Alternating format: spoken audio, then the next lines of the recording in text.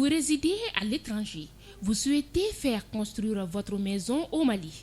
Vous disposez de la totalité du budget pour votre projet. Votre maison est construite selon votre plan. Vous ne disposez que de peu ou pas de budget pour votre projet. Les tontines Tunka Lafia sont pour vous avec ou sans terrain. Inscrivez-vous dans une des tontines Tunka Lafia de 10 à 16 personnes.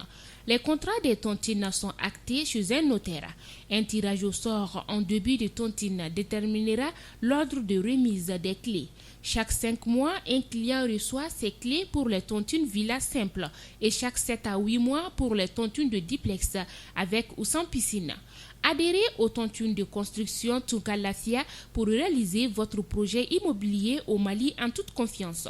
Fini les problèmes d'acquisition de parcelles et les difficultés de construction au Mali pour les Maliens de l'extérieur. Pour toute autre information, appelez téléphone WhatsApp 00336 41 94 03 80 00336 77 83 04 14.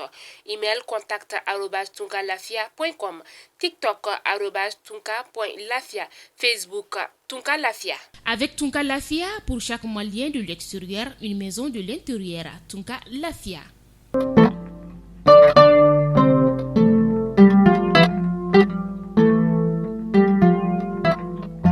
Chers abonnés de Mali Kunafoni, c'est toujours un plaisir de vous retrouver. Bienvenue dans votre flash d'information.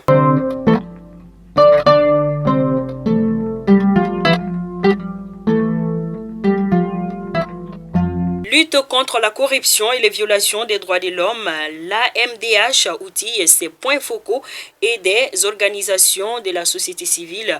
En effet, l'objectif de cet atelier est de former les points focaux et les organisations partenaires locaux en matière de techniques de documentation, surveillance et rapportage sur des cas de violation des droits de l'homme et des cas de corruption. L'exercice concernera les zones du projet qui sont les régions de Ségou, Mopti, Badiangara, Douanza, Gao, Menaka, Nara et la ville de Sikasso.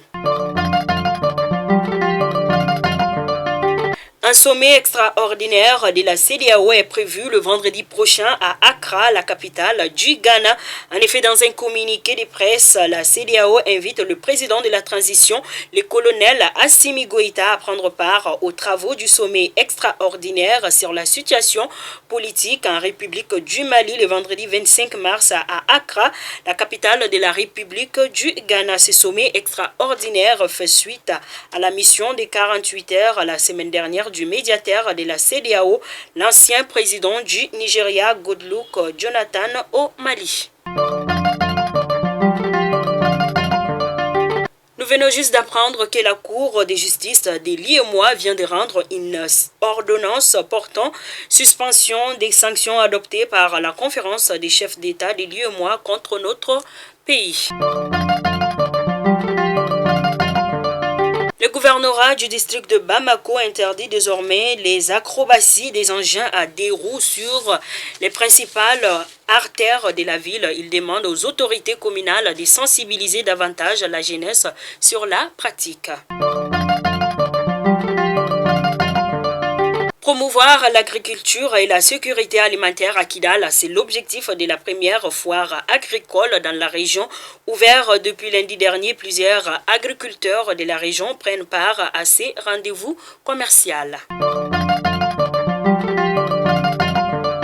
Tessit, 3 jours après l'attaque terroriste contre les forces armées maliennes à Tessit, certains habitants restent terrés chez eux, d'autres sont sur le point de quitter le village par peur des représailles, affirment des sources locales. Propos déplacés de Mamadou Awagassama contre les albinos. En effet, la fondation Salif Keita déterminée à porter plainte auprès des juridictions. L'information a été donnée hier mercredi par la directrice de cette fondation, Assetou Diallo.